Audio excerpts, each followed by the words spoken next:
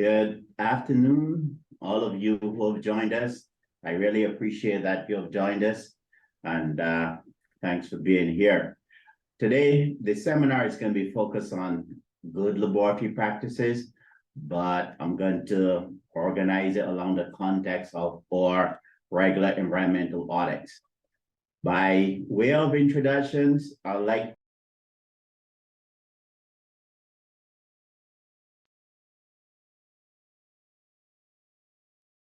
You're muted.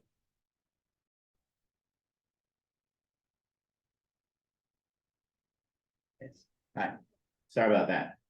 By way of introduction, I'd like to introduce the EHS team at City College. If the team would just say hi, Arthur. Arthur Eagle, who's EHS coordinator. Alex. Alex Jones, EHS specialist. Yanni Uljura, EHS specialist. Lama Sharing, EHS manager. Okay, this seminar will be presented by Lamo Sharon today, but I also have my colleagues from AHS CUNY Central joining us, and we'll begin with Benjamin Daggett telling us a little bit about the CUNY environmental audit, a little bit of background and history.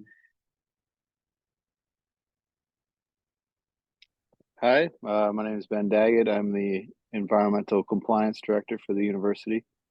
The audit started before my time as a EPA mandated SEP, which is a supplemental environmental project. They allowed us to do triannual audits to sort of replace them visiting us as often as they thought necessary. So it's been a tradition for quite some time now. City College is due next spring, so I will hopefully see everyone then. We go through pretty large amount of the school.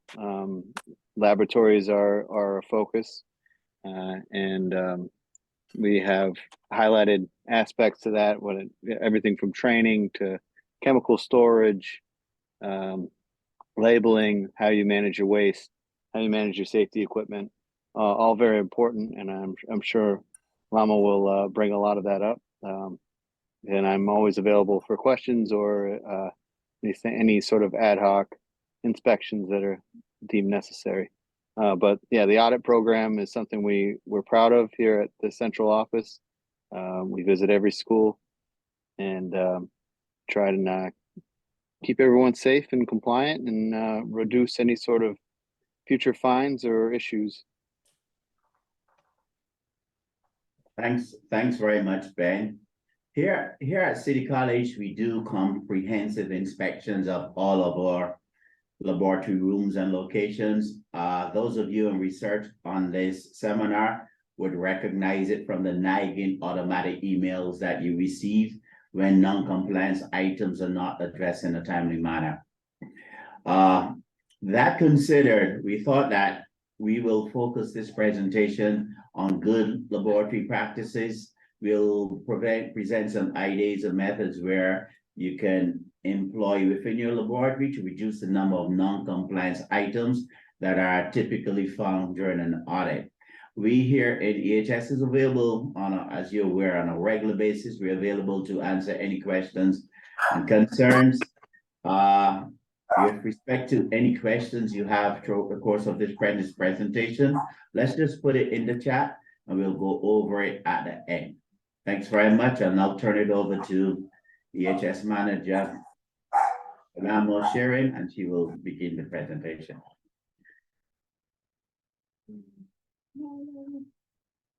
Yes. Hello, everyone. Thank you for joining us today.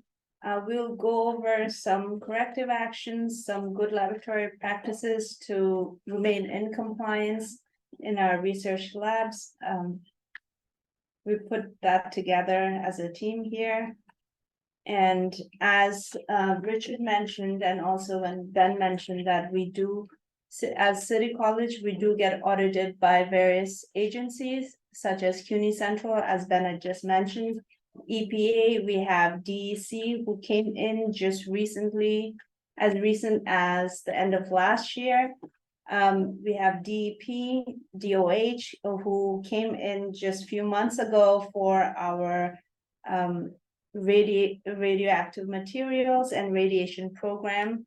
So, and the very last one is our in-house EHOS inspection, which we conduct all these inspections to ensure that we are in compliance whenever these outside agencies do come in to visit us for inspection. And Richard, whenever you feel like, please jump in. Okay, thanks. Okay, so EPA audits provides an overall audit. It is a multimedia audit where we get violations for that are referred to appropriate agencies as needed. One of the big things we must know that violations will be met with monetary penalties. So we may be fined up to 7,500 for each day of non-compliance or failure to correct the actions. It is a big amount, so we wanted to highlight that. In order to, so what can we do to reduce non-compliant items? So we can continue our good laboratory practices, and we can also adhere to the corrective actions that are found during our in-house inspection that we conduct, and we provide you the corrective actions to avoid all the findings during the audit by EPA or CUNY Central. So which we've already started doing these inspections. We conduct our inspections at least annually to ensure that all laboratories are in compliance. Also, when we do our walkthroughs around, even if it's not on the program itself, we do walk around, and if there's anything that we would like to talk about, we do talk to the PIs or the researchers to correct the necessary violations. So as we mentioned that we do our in-house inspection, we use Safety Stratus as a platform to do the inspections, where all the inspections are recorded. Once the inspection is conducted, the corrective actions are sent to the responsible party, whether it is the PI for the research environment or for teaching laboratories, most likely the technicians. And when it is done so that we can mitigate any kind of harmful conditions that are present in the lab, and to be in compliance of all the federal, state, city regulations.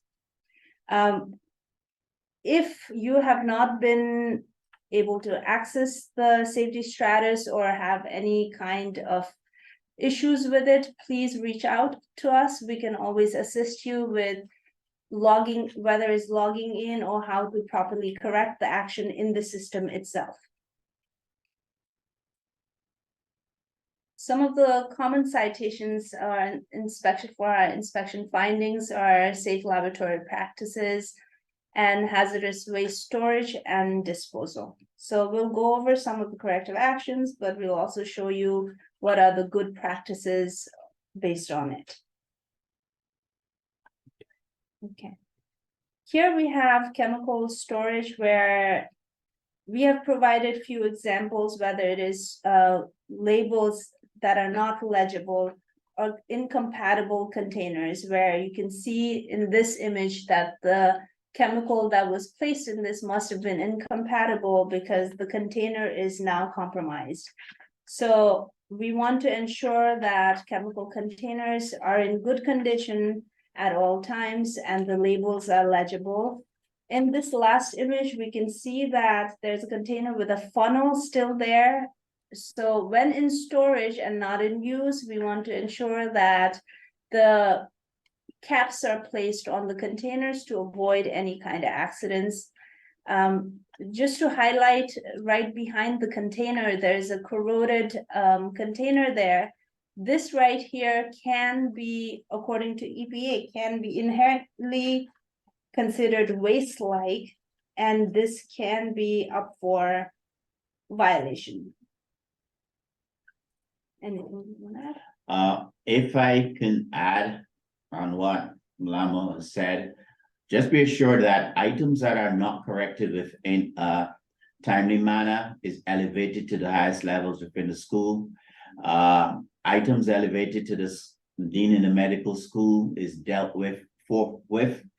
Other areas probably not as quickly, but occasionally I will sit down with the COO and have a discussion on these non-compliance issue. And then the dean of the appropriate school will have to get involved to ensure that outstanding items are corrected. Continuing on to chemical storage, we can see in the first image that the chemical is placed right next to the sink. So that's not a proper storage. Also, it can cause an accident where we'll have to deal with a spillage. So we want to ensure that chemicals are stored in proper containers and cabinets that are compatible. The image on the right shows that there's a leak in the container, also proper labeling. However, we can see that there is a secondary container that has held the chemical in there, so which is a good thing. However, we want to make sure the container itself be replaced. Moving on to labeling, this is something we do see often when we do our inspection, whether the labels are not legible or it is abbreviations or chemical or structural formulas are used. Even though the chemical structural formulas may give us a lot more information as researchers, but we want to ensure that everything is spelled out for inspection purposes or for other individuals that are not aware or not as knowledgeable, I would say, for chemical or structural formulas.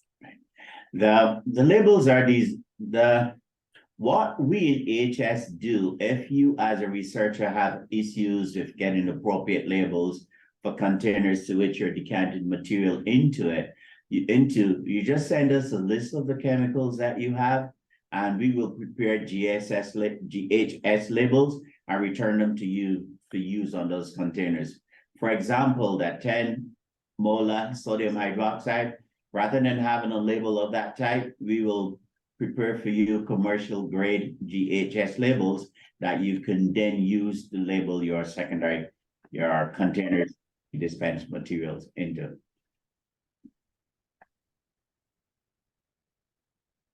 So this here you see two unlabeled containers.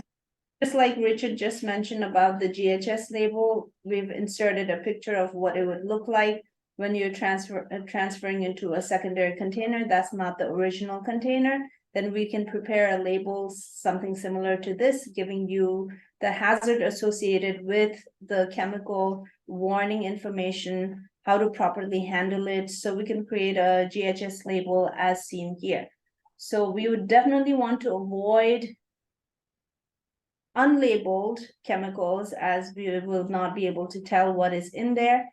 And for unknown material, if we want to dispose of it, it costs us much, much more than a chemical that we are known of.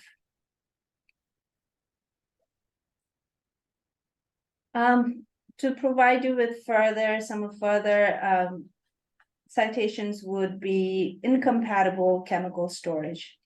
We want to ensure that chemicals are stored in compatible manner, whether it's acid and bases separating or flammables and oxidizers kept separately. We want to avoid any kind of accident that might result from improper storage of these chemicals.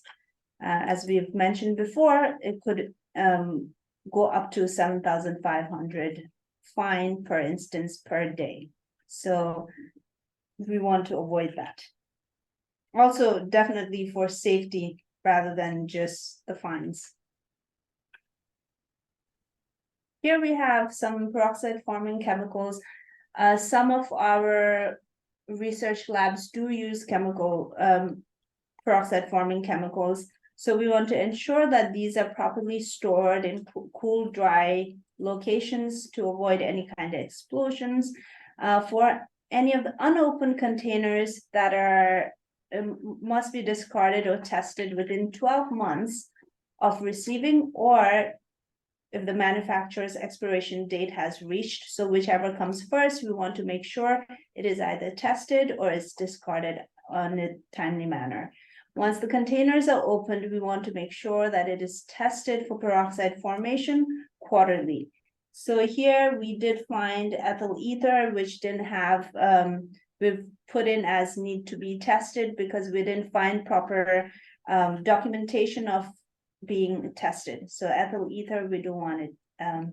Here is another container of ethyl ether, not just the labeling, or we also want to ensure that it is properly stored as it is placed right now on the edge of the countertop. We don't want any kind of accident related to the storage as well. If your location does have peroxide formers, the classification of these chemicals, it is class A, class B, or class C, whether it is either severe peroxide hazardous forming, whether it is concentrated or not, it's still gonna result in explosion. We have class B, which are concentration hazard chemicals, can form explosion when concentrated, whether it's by evaporation or distillation. And we have class C, shock and heat sensitive chemicals, which can violently react. And if there are, if you're unsure of these classes, we can provide you with a list of chemicals that fit into these categories. So please feel free to reach us. Okay. Let me make a plug here for our chemical inventory system. The chemical inventory system is going to give you a lot of information related to the chemicals that you use and have in your lab. And at the same time, it will provide you with safety information as to how you can use or store that materials. So if you have any problems at all with respect to understanding the safety associated with a particular chemical or how it is stored, just look it up in our chemical inventory system. Going into further, moving away from the chemicals, we want to also ensure that the lab area, our work area, is unobstructed, where we are able to move freely and we have the egress clear. When we are working with these chemicals, we want to ensure if there is any kind of emergencies and we need to leave the room, we are not obstructed by anything that would cause further damage. So we want to make sure proper housekeeping of the laboratories to ensure safety at all times. So here we've put in an image from one of our buildings where our emergency egress is blocked. That should not happen.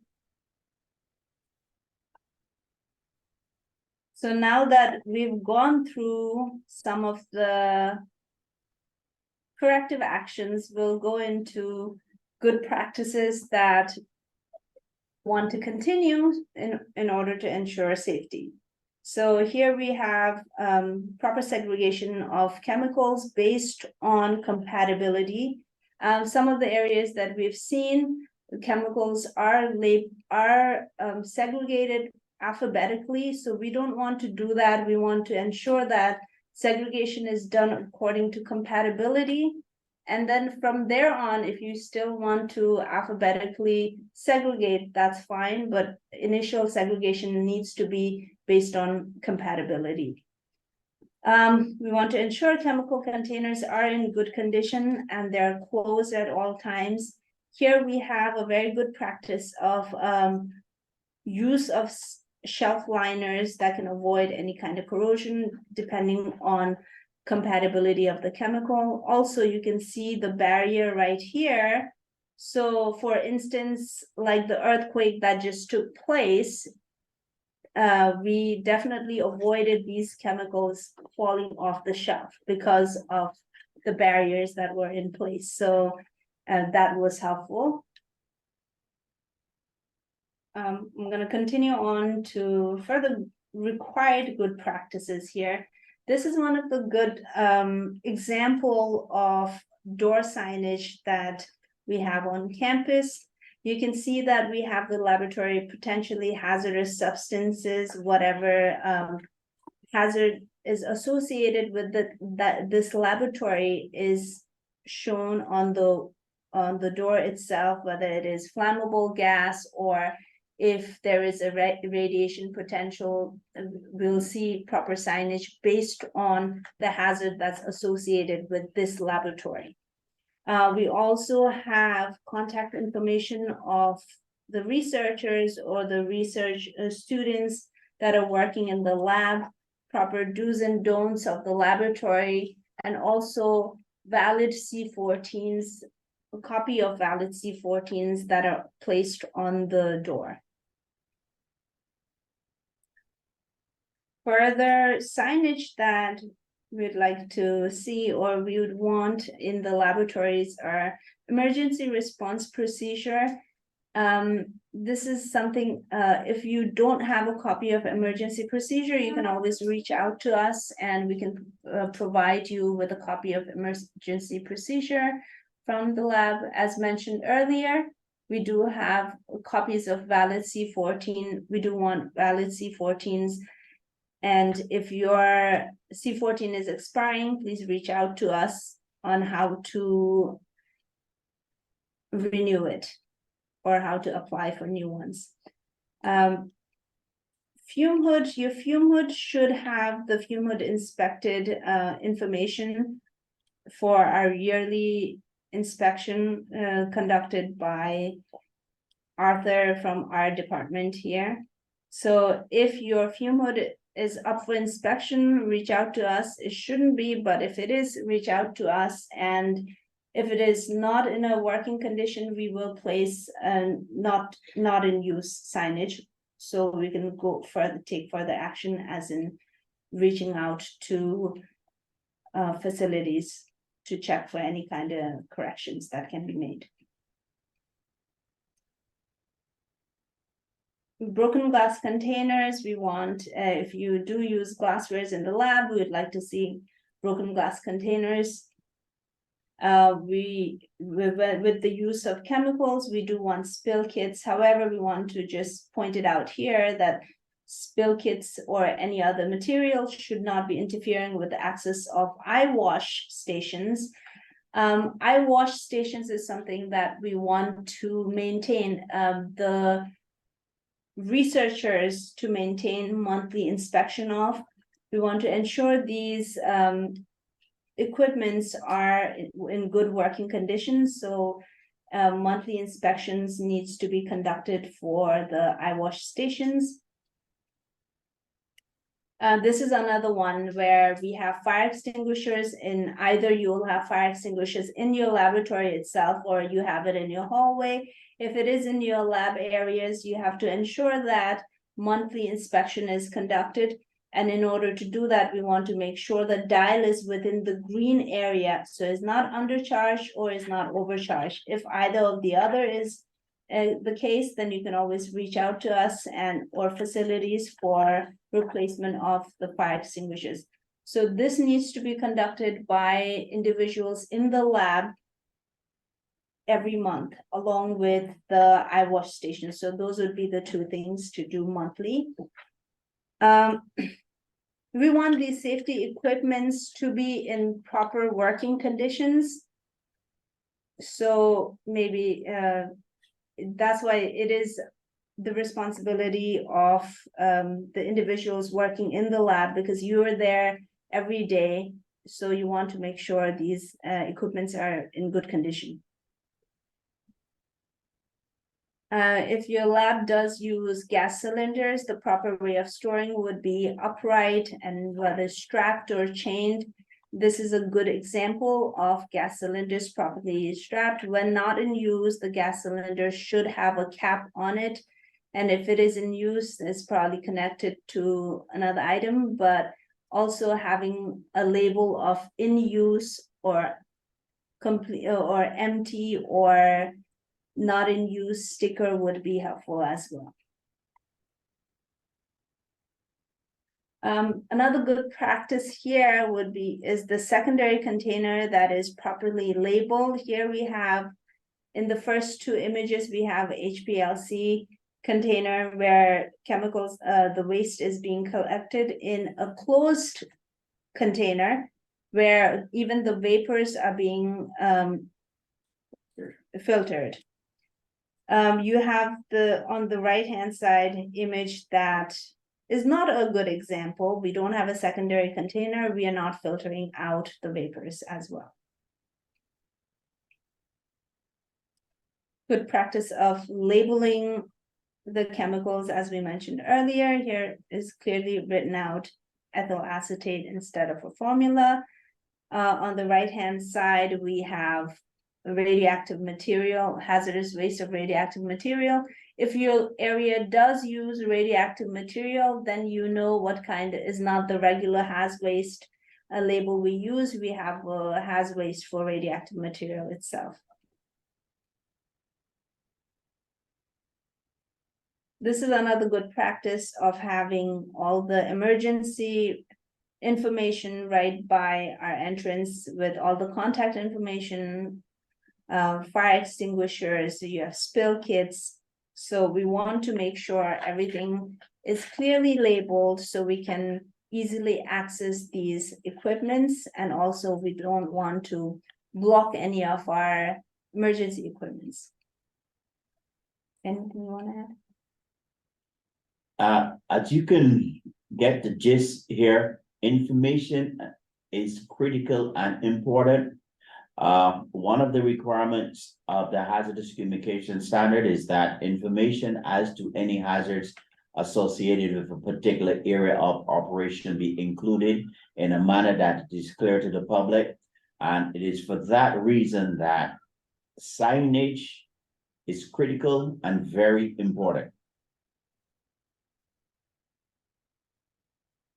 Okay, we'll move on to, from good practices of laboratories, we'll move on to hazardous waste. Here we have generated the amount, showing you the amount generated in 2023 of all the hazardous waste that we have collected from our campus, from CDI areas, Steinman and Marshak. We also have, during this cleanup, we also had laboratories that had old and unused chemicals that we cleaned out the labs. So to limit, to avoid 10 times the cost for disposal, we want to limit purchase, where we don't want to purchase it for chemicals that would last for the next 10 years, just to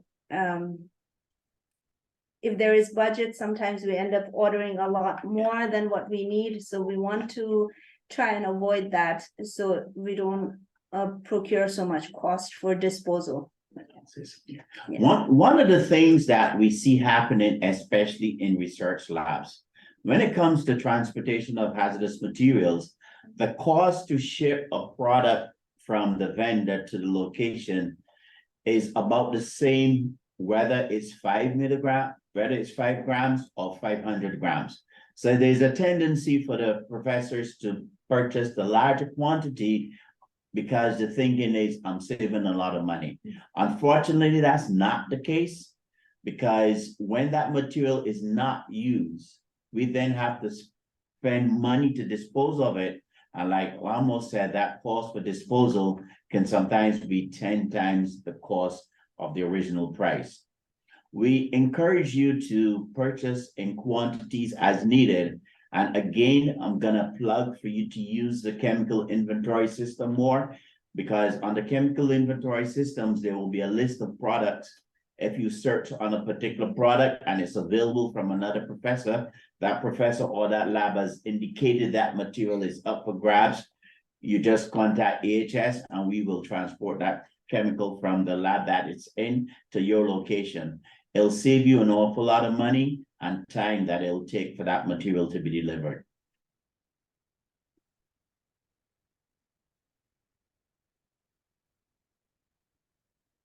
If your laboratories do use chemicals, then most likely it is also generating waste. So we want to ensure that we do have satellite accumulation area, because we want to start from the point of generation, which would be your laboratory, we need satellite accumulation area. We cannot move the waste, generate the waste in one location and move it to another satellite accumulation area. So we want to ensure every room that does generate waste has a satellite accumulation area, and this should be the signage on around that area. If you do not have this signage or require it, please reach out to us and we can provide you one. So from the point of generation in your satellite accumulation area, you should have a secondary container as shown in the image in the middle. Secondary container, and the secondary container itself also have a label that states hazardous waste accumulation tray. And then we put our hazardous waste container with proper label in it. The one on the left, you can see, as we talked about earlier, having a shelf liner and the secondary container. This right here is nitric acid that's sitting on a metal. So we want to avoid that, because if an accident does take place, then the acid or base will react with the metal and it will corrode the shelf as well. So we want to make sure that chemical itself on the waste container, the chemical itself is spelled out, then placed in a secondary waste container in a satellite accumulation area. We've put in this image of our main accumulation area just to show you that this accident occurred last year from a waste container that we picked up from one of the labs, and it was incompatible material. We had nitric acid and acetone that was mixed together. And luckily we collected it on a Friday. And when we came in on a Monday, we found this chemical spilled all over the area. Luckily, no one got hurt. However, this is one of the images we constantly want to share with you, the students as well, to avoid these kind of incompatibility, which this accident could have resulted in the lab area itself if we hadn't picked it up, or during the transportation by our EHS specialists. Had we not collected that material on the Friday afternoon, we lost the connection. Had we not collected that material on the Friday afternoon, it probably would have resulted in a greater incident because it would have occurred at the lab location. The incident did occur after it went to a main accumulation area, which is designed for those circumstances and conditions. So we were able to contain it, and we have knowledgeable and competent staff here within the EHS team. So we were able to handle it without becoming an emergency. How come it's not sharing? This could I be think a- we heard the beep, yeah. The VIA just disconnected. Just continue. We'll get it reconnected. I'm sorry, we're having a few technical issues with our conference room presentation material, but we will be back up in a second. I believe you out there can still hear and see us. It's okay, we'll just continue. You'll just continue.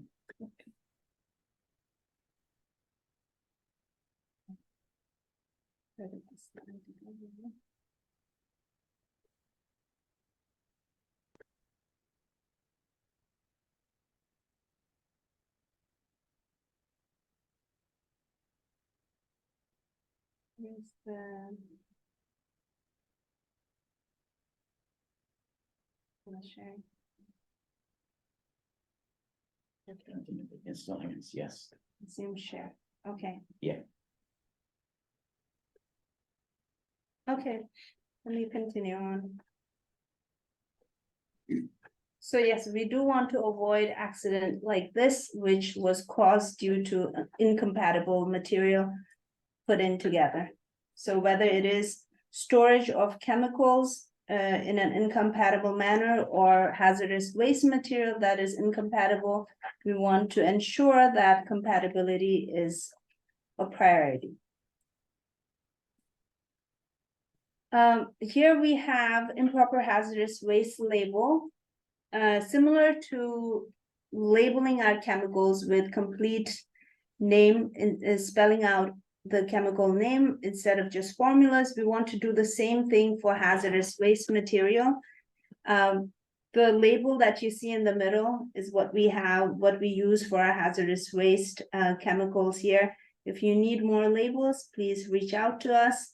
Here on the right-hand side, you see chemical storage on the floor. That's not proper, so we do need proper storage area, and we want to make sure the chemicals are labeled and in secondary container. Like mentioned earlier, we still have some more pictures here to show you what inherently waste-like containers would look like, where when inspectors come in, if they think that this is not being used and looks like waste, it will be considered waste-like containers and we can get fined for that.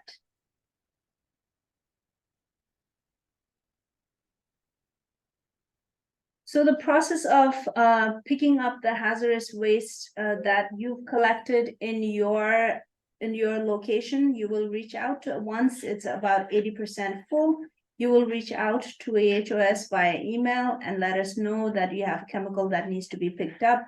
We will pick up the waste and take it to our main accumulation area. So please reach out to us because you do not have access to the main accumulation area. AHOS covers the cost for all hazardous and biological waste disposal, and there is no direct charge to the research labs. Here are examples of biological waste. Some of your research areas do use these red bags to collect biological waste. So similar to the haz waste, once you've collected the waste, you will reach out to us and we will ensure that this is properly picked up. Any kind of biological waste needs to go into the red bag and into the box that's labeled regulated medical waste. Even if you collect the waste in containers, we want to make sure that those have been placed in the cardboard boxes. So what goes in the red biohazard bags? We have animal tissue, any cells, specimens, cultures, infectious agents, materials that might be contaminated with human or animal fluids, carcinogens, chemotherapeutical agents. So if you use any of that, then you have to ensure that it is placed in a red bag. If you run out of bags and boxes, again, reach out to us. We can provide you with more. Okay. Here again, we're giving you estimated waste, weight of bio waste that we've collected from 2023 from locations, just to give you an idea how much waste we do pick up from your for biological waste similar to haz waste.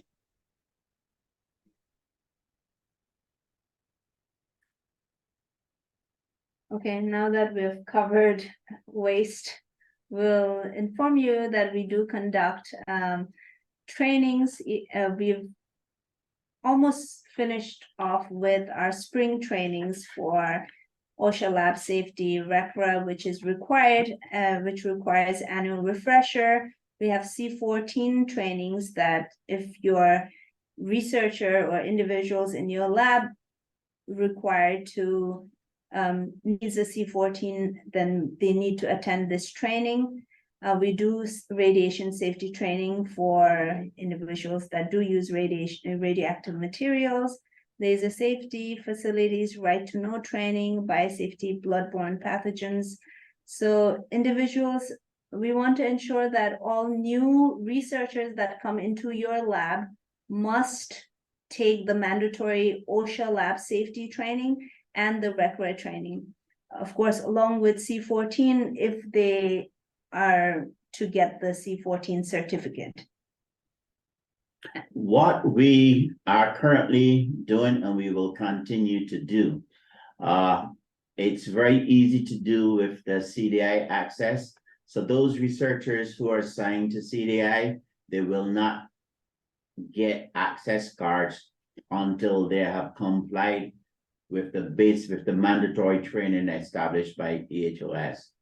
I'm aware, and we're looking for methods to fix it. Other individuals are allowed in by others. Those without access cards are allowed in by others, but we'll be working with public safety to address that.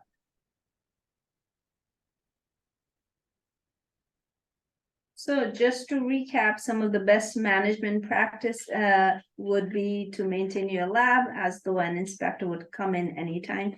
That is why we have our in-house EHOS inspection, where we want to ensure that everything is in compliance, so that any of the outside agencies walk in, is ready to be inspected. No food or drinks, have proper labels, as we talked about, any warning signs, a poster, all chemicals to be segregated, and also the waste to be segregated. Emergency exits to be cleared. We do not want any chemicals down the drain, so we do have signage by all the sinks. And we want to ensure that all these laboratory rules and regulations are enforced in the lab itself. Finally, the emergency contact information of our public safety 7777 and environmental health and safety is 5080. You can also reach us at our email ehos@ccny.cuny.edu.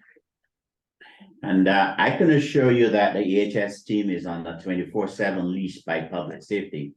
Public safety has means and methods of reaching us 24/7. It's not unusual for the team on person on call to get a call at 2:30 in the morning because public safety has an issue of concern.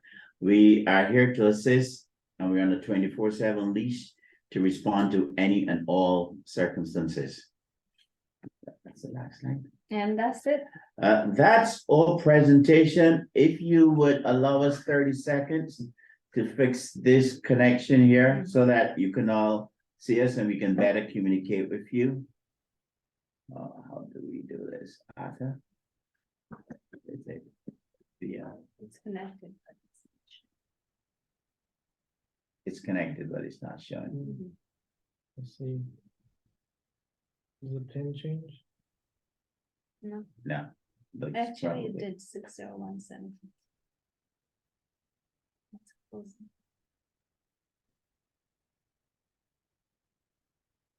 Sorry about that. We will not be able to fix that.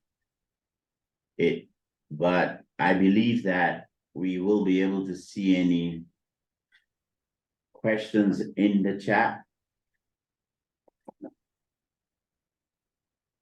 Can we get audio communication? Let's do this.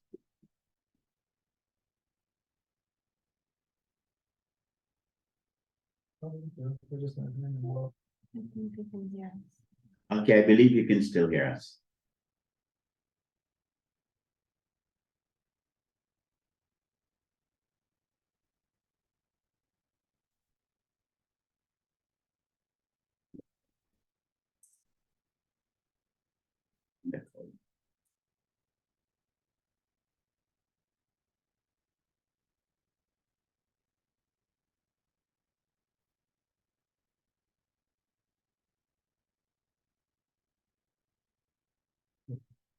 Yeah.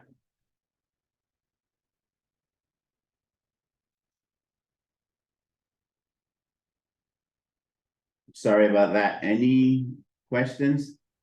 Oh, sorry, I was just about to say that. Thank you for the Yeah. presentation. Are there any questions for Richard and the team? The chat is open for questions.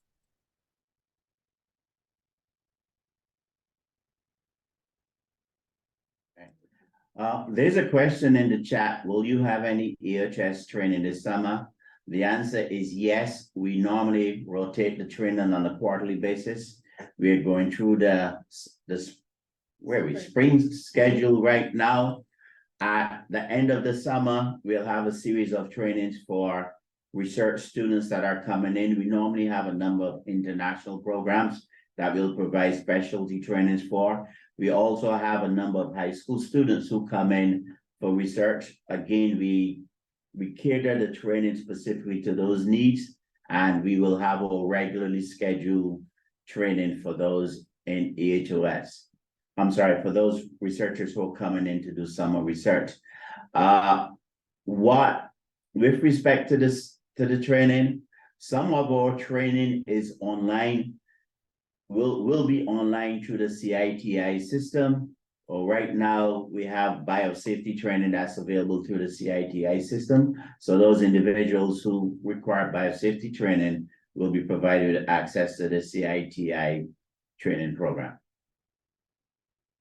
And Alan, yes, there's some additional CITI trainings we'll be talking about over the next couple of weeks.